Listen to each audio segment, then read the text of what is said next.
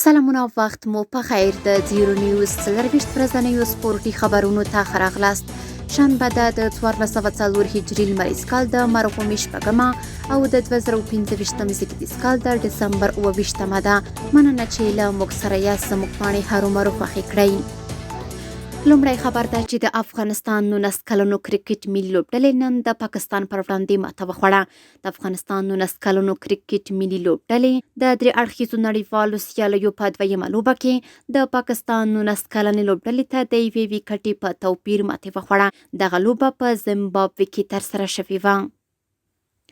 هلال ټایګرز لوبډلې د خوست شیخانو کرکټ سیالیو اتلولي وګټله. د خوست ولایت په مرکز کې د شیخانو کرکټ غوره لیګ سیالۍ چې څه موده وړاندې په صحرا باغ کرکټ لوبغالي کې پیل شوې وې د هلال ټایګرز لوبډلې په اتلولۍ پای ته ورسېدې. د دې سیالیو پایلوبه کې هلال ټایګرز او شمال زلمي لوبډلې مخامخ شوې چې له یوې جذابې لوبې وروسته هلال ټایګرز پکې سیالي لوبډلې ته د 8 ویکټو په ستر توپیر ماتې ورکړه او اتلولي یې په خپل نوم کړه. په کابل کې د پینګ پانګ 14 او د وشو لومړي پړاو سیالۍ پای ته ورسېدې. د پینګ پانګ په 14 پړاو کې له کابل ښار څخه اویا ورزشکارانو په ځوانانو او لویانو کټګوریو کې سره سیالۍ وکړې چې په پای کې 12 تنه چې ډېر امتیازونه یې ترلاسه کړي وو د دې پړاو اتلان اعلان شول.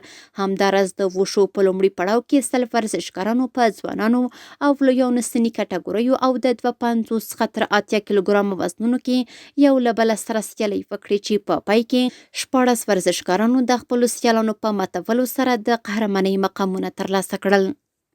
د سپورت له ډګره وروستی خبر هم دا چې د جلال آباد ښار 5مې ناحیې په ورزشي جمنازیم کې د پانکریشن سیالۍ د یادې لوبې د ودې په موخه ترسره شوې چې پکې 50 ورزشکارانو د 3 عمري کټګوریو په چوکاټ کې ګډون وکړ او 25 تنه بریالي وپېژندل شول.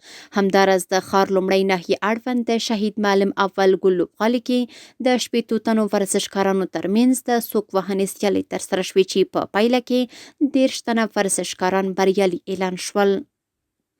سپورټي خبرونه هم دومره وو. په خواله رسنیو باندې فیسبوک، انسټاګرام، ایکس افغاني، ټویټر، یوټیوب او ټیک ټاک زموږ خبرونه خوښي او موږ تعقیب کړئ. ادرس یې 0 نیوز 24 تر سبانۍ خبرونه د الله پامان.